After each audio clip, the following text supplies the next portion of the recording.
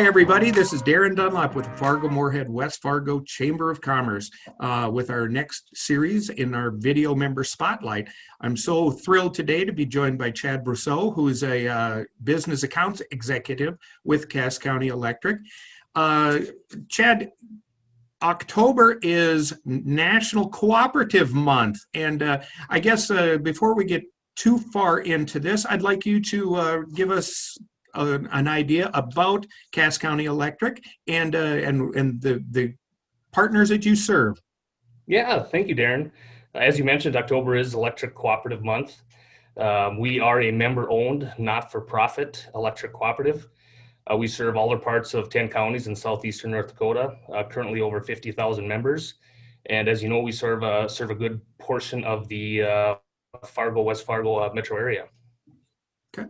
Well, cool. Well, Chad, one of the reasons that I reached out to you was a few weeks back, the Chamber was given the opportunity to come out and help celebrate Cass County Electric and some of your partners with there are 3 new fast charging electrical stations for electrical vehicles. And we're going to call those EVs from now on so that I don't mess it up. So, but would you mind giving us a little bit of background on these fast charging stations and the EV system that you guys are working with?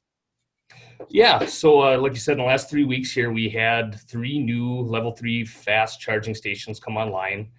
One is located at West Acres Mall, another at Hornbacher's Gateway West off Cheyenne Street in West Fargo, and the third is at the Convention and Visitors Bureau right off 45th Street. So these are the brand of their ChargePoint chargers, 62.5 kW, and these would be more the equivalent to your quick stop, almost like a gas station stop for an electric vehicle, where you want to get a quick charge and get back on the highway and onto your route as fast as possible. Okay. Well, so can you give us a little bit of a background on who your partners are with this particular project, and maybe what the cost is for anybody who may have the electric vehicles right now? Yeah, absolutely. So we partnered with those aforementioned sites, the mall, Hornbachers, and the CVB. These sites the chargers themselves are 100% owned and operated by Cass County Electric. The partnership with those entities was basically the agreement to host them on their property and to operate them. They are a pay-to-charge station, so an electric vehicle owner, when they get to these sites, there's a cost to use them. It's a $4.95 connect charge, and then 30 cents per kilowatt hour at that point. Okay. Chad, I would like to ask you, because I believe I've heard of level 2 charging stations, but this is a level 3 charging station. So can you kind of fill us in on what the difference is between those? Yeah, absolutely. So there's 3 different levels of charging as how they classify it. So it starts with level 1, which just is your standard 120 volt outlet that you just plug any appliance into. So that'd be a level 1 charge.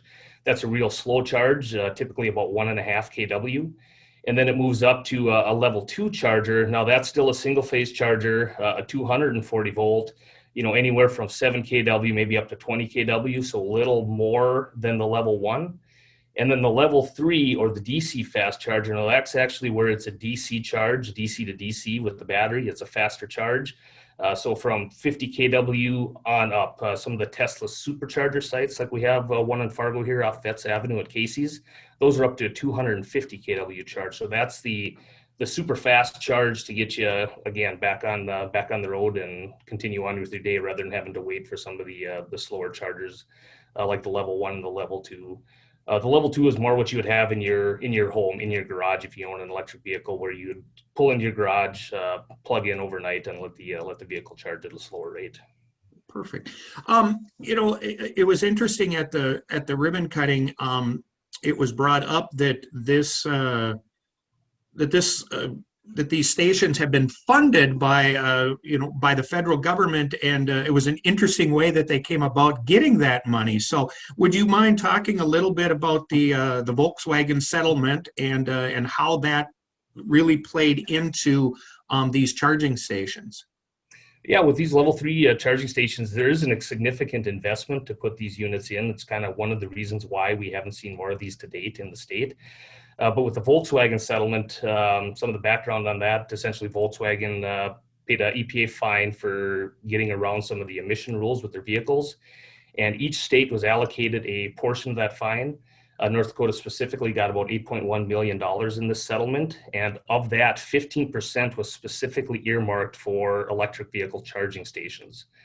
So with that funds, we utilized them for these 3 charging stations that we're putting in the Fargo area. And there were also 14 others in addition to ours going in across the state, which should help really help that range anxiety, which a lot of people may hold them back from purchasing that electric vehicle. Where am I going to charge? How long is it going to take me? Where can I go?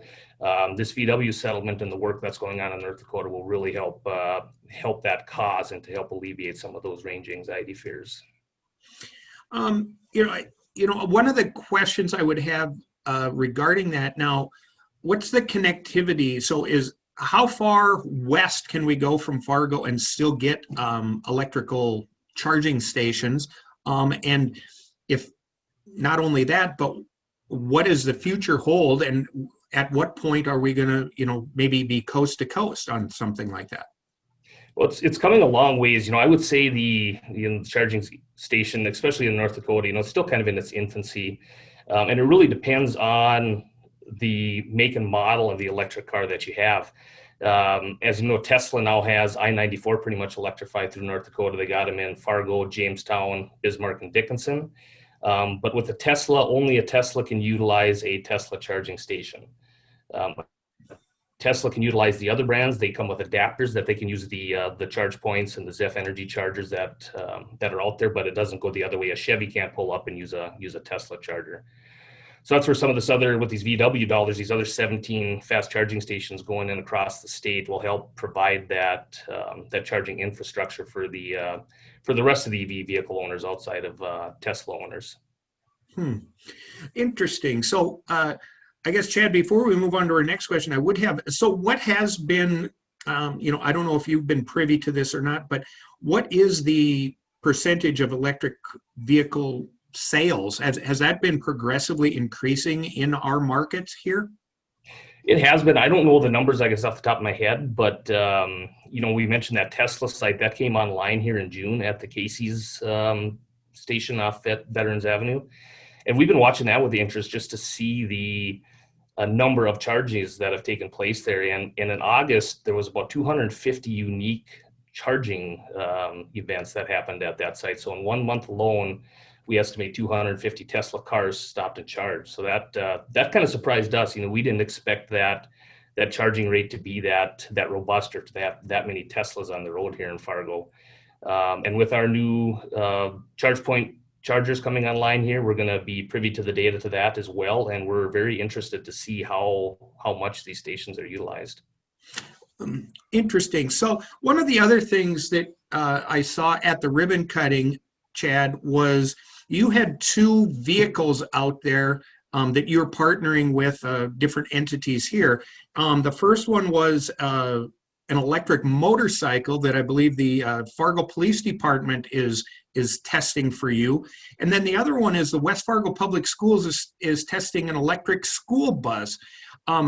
Very interesting projects, and I would really like it if you wouldn't mind just delving into each of those a little bit with the partnership and what you're hoping to accomplish with these tests. Yeah, absolutely.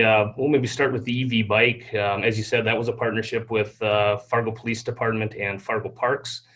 Fargo PD has a community outreach officer basically assigned to the parks to patrol the parks area and to do that kind of community outreach. His name is Josh Marvig. We've got to know him through this project. He's a great guy, does great work for Fargo PD and Fargo Parks. So we basically helped them come up with funding to get this first electric police bike. A couple of Cass County Electric's core values are commitment to community and innovation. Well, this checks basically both of those boxes: a new alternative fuel or electric patrol vehicle, and working with 2 community organizations like Fargo Parks and Fargo PD.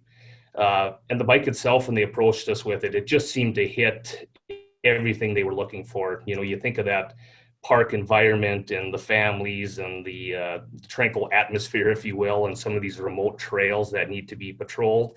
And you got this electric bike that's quiet, emissions free, especially with his role being a community outreach officer. I mean, he's very approachable sitting on that bike. It's easy for people to come up and talk with him. And it sounds like it's been quite the conversation starter. People come up, they got questions. What are you driving? It's so quiet. What is this? So it's been a great program to date.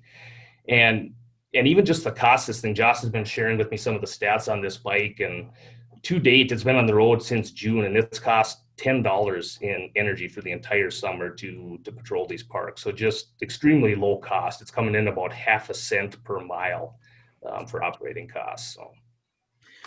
Well, how about the school bus? I know that it didn't have the visual appearance of being significantly different than a regular school bus, but I can only imagine the trepidation maybe. Okay, this is different. I know things don't. A lot of times education doesn't like changing, but it's interesting to see this test case in place. And have you found anything significantly different with this school bus compared to a gas operated school bus? Yeah, there's definitely some differences, but like you said, looking at it, it looks just like a typical school bus. I mean, other than they put a green colored bumper on it and the bus is numbered E16, the E for electric. That's about the only visual clues that you would have that there's something different about this bus. But as far as performance, it's very different. You see that bus take off, it's silent. It's silent running. Basically, all you can hear is the tires on the road.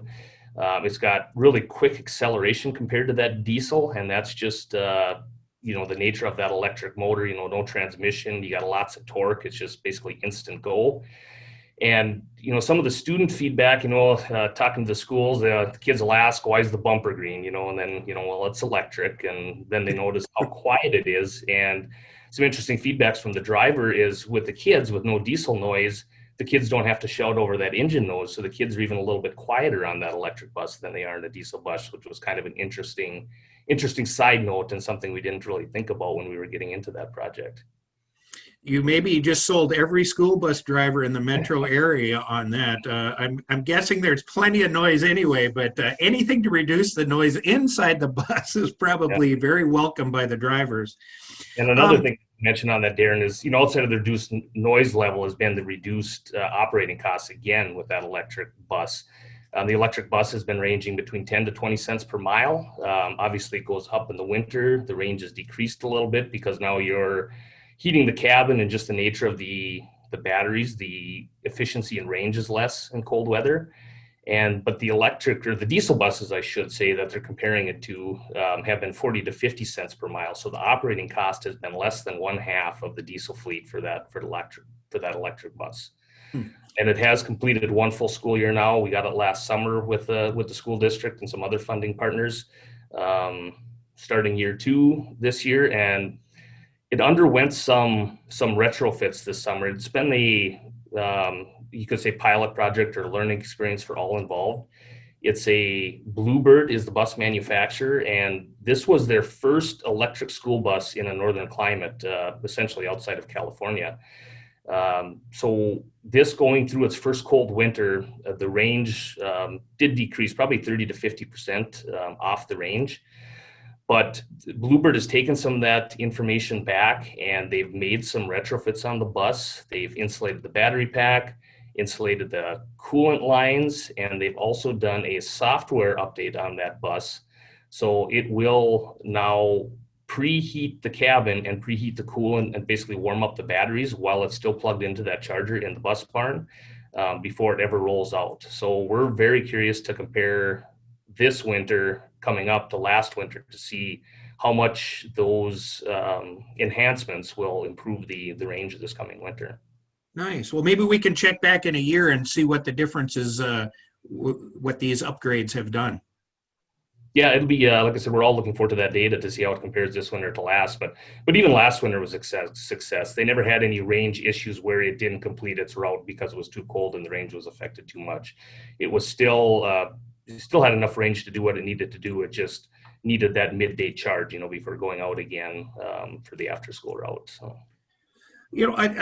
I guess that would lead to my next question here, Chad, is, some people may be hesitant to consider an electric charged vehicle because of the climate, which we just talked about. But I think that's also, there's some questions about what is the charging time, and what's the cost going to be, and what's a replacement of the battery and things like that. So those are always obstacles that maybe stand in the way of people considering EVs. So I was hoping that maybe you would touch on that, being we just talked about some of the challenges that the school buses had with the cold weather. Yeah, I mean, there's a little bit to unpack there, a few different topics, but I guess right off the bat, electric vehicles do work here. They're proven to work here. There are a number of them on the road here. The cold weather does have an impact. We'll see, we run 2 electric vehicles. One is an all-electric Chevy Bolt, another's a plug-in hybrid Mitsubishi Outlander. And on the Bolt, we've seen the range reduced, 30 to 50% on, the coldest days of the year. But with that being said, 238 mile range on the Bolt, even you reduce that, we're still getting over 100 miles range. And there are now some of these charging options around the area to recharge the vehicle if needed to. And in talking about these new level 3 fast chargers that we have, which basically is for long distance traveling, I think it's important to remember that 80% of your vehicle charging on average is done at home, in the garage overnight. And that's also a good fit with our off-peak programs. Cass County Electric offers low off-peak rates to put that charger on off-peak, where essentially it's going to charge during the overnight hours when demand for electricity is low, rates are low, and that can be one of the big benefits of an electric vehicle, is that low operating costs. I mean, now you go back to that Chevy Bolt again, that 60 kilowatt hour battery. Our off-peak rate is 5.5 cents per kilowatt hour. Now you're talking $3.30 to charge that car and get 238 miles out of it potentially. So really low operating cost. And also on the maintenance side, you don't have the mechanical parts like you do in a gas vehicle. There's no oil changes, there's no spark plugs, no air filters. A lot of that maintenance stuff just goes away. Really, you're talking about rotating the tires every 10,000 miles and changing the coolant for the batteries after 5 years. So really low maintenance and low operating costs for electric vehicles. Chad, I guess I would ask you about tax incentives. I think that there's been a move afoot. There's lots of challenges with fossil fuels and fuel emissions and things along those lines. But now, are there tax incentives for an individual or a company to take a look at electric vehicles? There are. For electric vehicles, it's again kind of one of the holdbacks maybe initially to somebody purchasing electric cars. They are about 10 to 20% higher in cost than an equivalent gasoline engine. I think that price will come down in time as, demand grows and battery technology improves and more of these get on the road. But to help offset some of that, depending on the make and model and the battery capacity, there is up to $7,500 in federal tax incentives for the purchase of a new electric vehicle. And then on some of the commercial fleet vehicles, like you mentioned, there's programs through the Volkswagen settlement.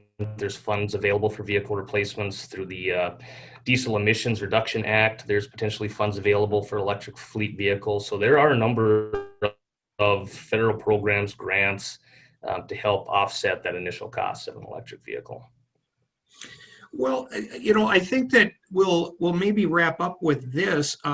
It seems like EVs have taken a huge step forward in the past maybe 3 to 5 years. So I'm going to ask you to get your crystal ball out here, Chad, and tell us what your expectations are for EVs going forward. And as a rural North Dakota kid, I know you had made mention that there's actually electronic pickups coming. And I know some of my farming buddies would be very interested in hearing about that. But really, I'd kind of like an overview from you and Cass County Electric to really give an idea of where you feel that EVs are going to be in the next 3 to 5 years.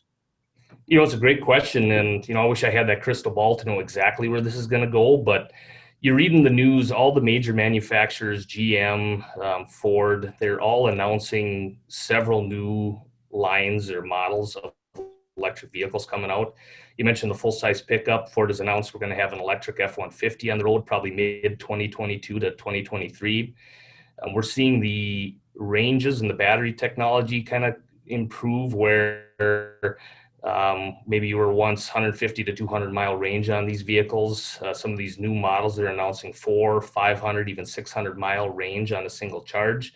That really goes a long ways to improve that range anxiety, or even reduce the need for some of these fast charging stations. And, Cass County Electric's approach to this, we see this industry growing. We think it's going to grow. We think there's only going to be more and more electric vehicles on the road. We want to be there to provide that charging infrastructure. And we also like to use it as an education, not only on electric vehicles, but what are our generation resources? What is powering these charging stations behind the plug? All of our generation resources are located right here in the state, from our North Dakota lignite coal to our wind farms to our hydropower off the Garrison Dam. So when people are charging their vehicles, electric vehicles on Cass County Electric systems, they're using homegrown North Dakota energy and keeping their energy dollars local, which is always a good thing. Keep it in the local economy. Well, it's fascinating, and I'm going to, I think we'll wrap up here. I'm just, it was very, very cool getting out and seeing, seeing these vehicles and hearing about these charging stations. And thanks to Cass County Electric and your partners for investing in this. I think it is a wave of the future, and I'm very much looking forward to finding out more as we get closer. So, Chad, on behalf of the Fargo-Moorhead West Fargo Chamber, we want to thank you for your commitment to first of all, West Fargo Public Schools and the school bus. We'll look forward to seeing where the testing goes with that, as well as the Fargo Parks and police with the electric motorcycle.